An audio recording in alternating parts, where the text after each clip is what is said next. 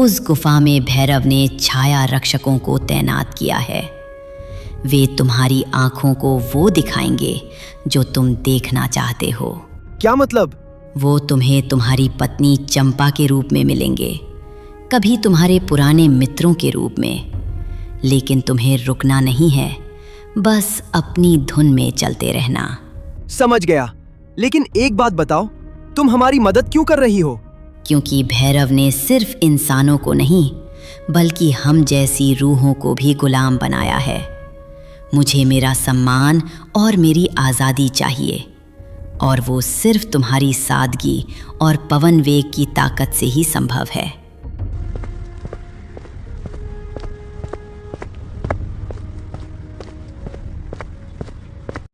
मदन, देखो सामने, वो काली पहाड़ी। वही है भैरव की गुफा, जहां समय रुक जाता है और रूहें तड़पती हैं। तैयार हो जाओ, असली युद्ध अब शुरू होने वाला है।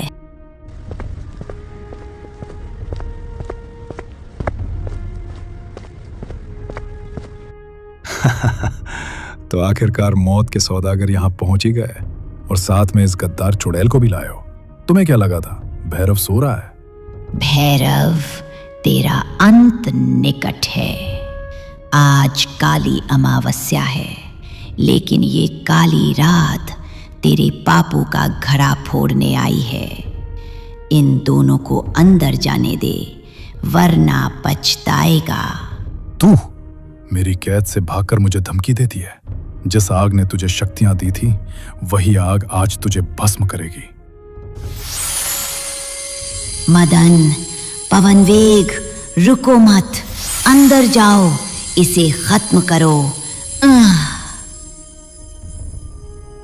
नहीं, इसे छोड़ दो दुष्ट, इसने हमारी मदद की है। देखा, यह अंजाम होता है जो भैरव के खिलाफ जाता है। अब तुम दोनों की बारी है। मदन, तू एक तुच्छ किसान है। तूने सोचा भी कैसे कि तू एक महाशक्तिशाली तांत्रिक का सामना करेगा?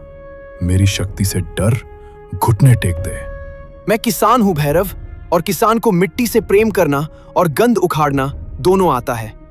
तूने एक निहत्थी रूह को मारा है, अब तू मेरा क्रोध देख। मदन, पीछे हटो। इसकी काली विद्या का अंत अब मेरे हाथों होगा। इसने मर्यादा की सारी सीमाएं पार कर दी हैं। एक जानवर मुझे मारेगा? आओ, मैं तुम्हारा मांस कुत्तों को खिलाऊंगा। भैरव, तू भूल गया कि मैं कौन हूँ। मैं धर्म का रक्षक हूँ। अब सुन वो मंत्र जो तेरे विनाश का कारण बनेगा। ओम वज्रकायाय विद्महे महाप्राणाय धीमहि तन्नो अश्वः प्रचोदयात्।